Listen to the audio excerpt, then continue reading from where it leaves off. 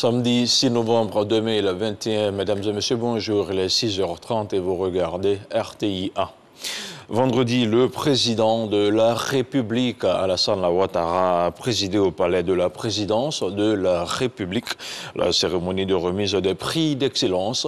84 prix ont été décernés à 48 personnes physiques et 36 personnes morales qui ont reçu chacune un trophée, un diplôme et un chèque de montant de 10 millions de francs CFA. Le chef de l'État a salué la tenue de la 8e édition de la Journée nationale de l'excellence, une journée qui vise à célébrer le mérite et l'excellence et à distinguer les citoyens les plus talentueux de notre société. Le compte-rendu de Jérôme Kofi Aboulan. La Côte d'Ivoire de l'excellence, une idée du président de la République Alassane Ouattara au parfum émulateur.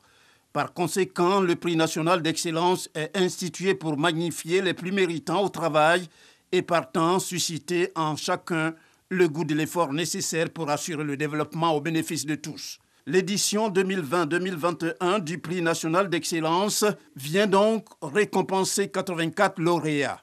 Personnalités physiques et morales, elles sont toutes respectivement l'émanation parfaite de leurs différents domaines d'activité.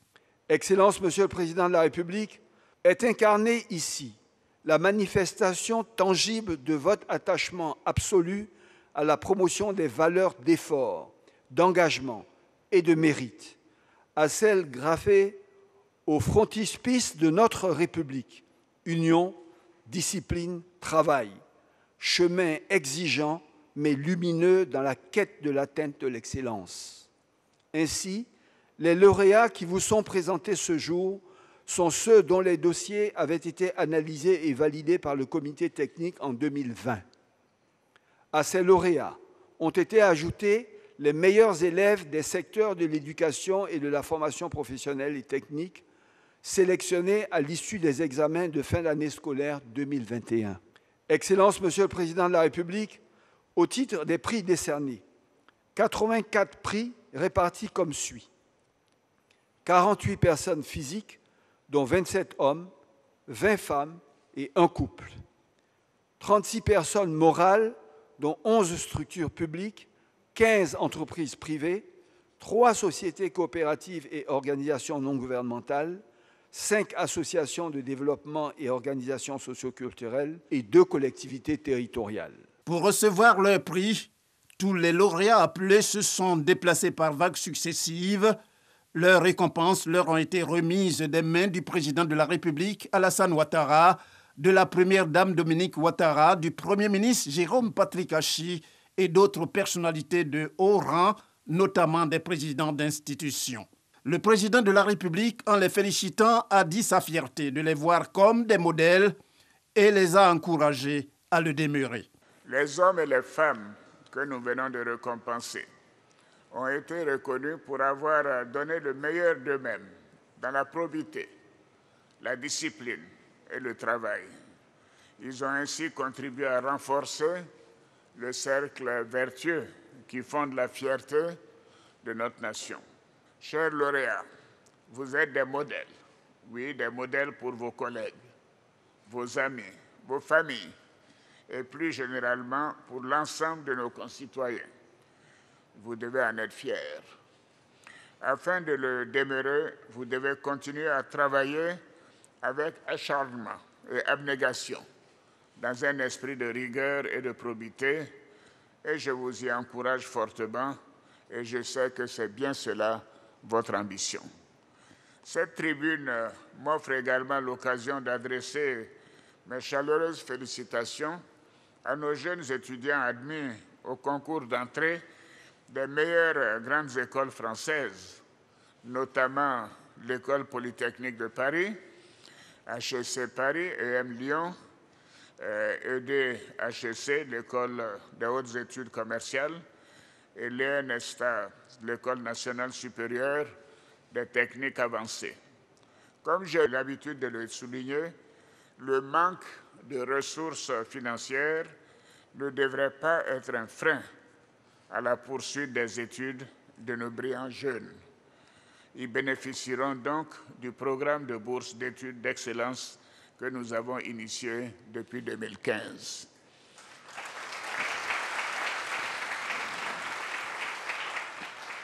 Je profite de l'occasion pour exhorter notre jeunesse et toutes les forces vives de notre nation à promouvoir l'excellence et à hisser encore plus haut le drapeau de la Côte d'Ivoire. Notre ambition commune demeure la construction d'une Côte d'Ivoire moderne, solidaire, prospère et respectée dans le monde pour la stabilité de ses institutions, ses performances économiques, ses progrès sociaux et pour la qualité de ses ressources humaines.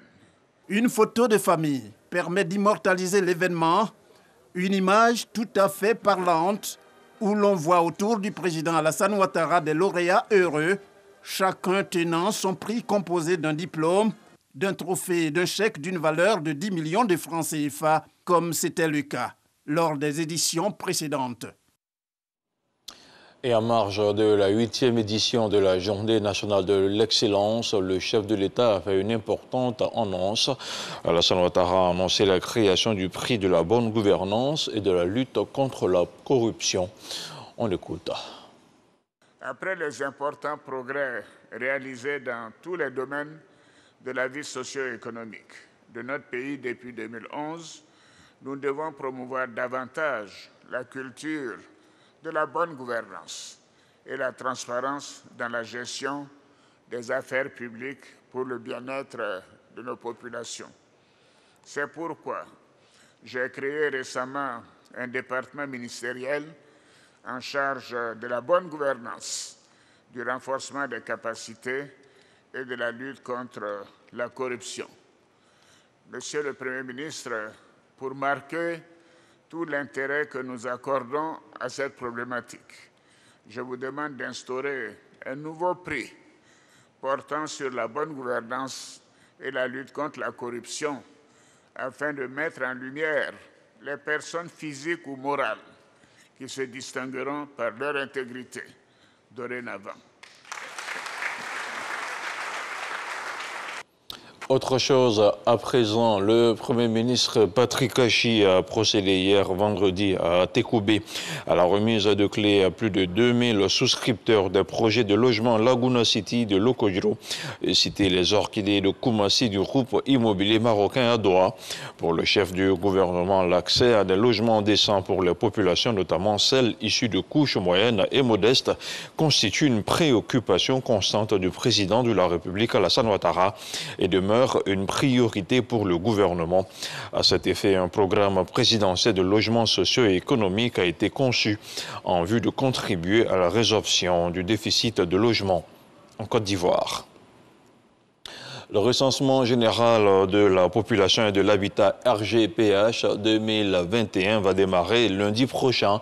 Après les dispositions techniques et structurelles, l'heure est à présent à la sensibilisation des populations pour la réussite de l'opération. Vendredi, la ministre du Plan et du Développement a rencontré les guides religieux, la société civile et les représentants des organisations féminines. Nialé Kaba les a mis en mission pour mobiliser toutes les couches de la population. Le reportage de Théodore Zouzou est commenté par Franck Kodio. Le recensement général de la population et de l'habitat 2021. La mobilisation de tous est souhaitée pour le succès de cette opération. Guides religieux, membres de la société civile sont donc mis à contribution pour la sensibilisation des populations. À cette rencontre, avec la ministre du Plan et du Développement, ils reçoivent des informations. Nous la rassurons. Tous les religieux qui sont ici seront engagés. Ils le feront dans leur sermon, dans leur homélie, dans leur prêche, pour dire à la population la nécessité de se recenser afin que l'État puisse prendre nos besoins en compte. Les populations n'ont pas besoin de se déplacer pour aller dans un centre pour se faire recenser. C'est les agents qui viennent et c'est à domicile que les informations sont prises. Il faut le dire, les pièces ne sont pas exigées, mais nous recherchons des informations correctes auprès de la population. Il vaut mieux produire une pièce qui va nous permettre de prendre les informations. Connaître le nombre exact d'habitants sur le sol ivoirien en vue d'une meilleure planification des projets de développement. Les partenaires techniques et financiers réitèrent leur engagement. Nous avons mobilisé des experts au niveau des sièges et au niveau de la sous-région pour accompagner vraiment ce processus. Et nous avons également accompagné le gouvernement dans tout le processus de mobilisation des ressources. Selon la ministre Nialé Kaba, l'implication des guides religieux et leaders d'associations est nécessaire. J'ai souhaité cette rencontre pour solliciter votre appui total pour l'adhésion des populations et particulièrement l'adhésion de vos fidèles. Et pour bien mener l'activité, nous savons que vous avez la possibilité d'amplifier le message à travers vos radios confessionnelles. Le recensement général des populations de l'habitat 2021 est la 5e du genre en Côte d'Ivoire. Il débute ce lundi 8 et prend fin le 28 novembre prochain.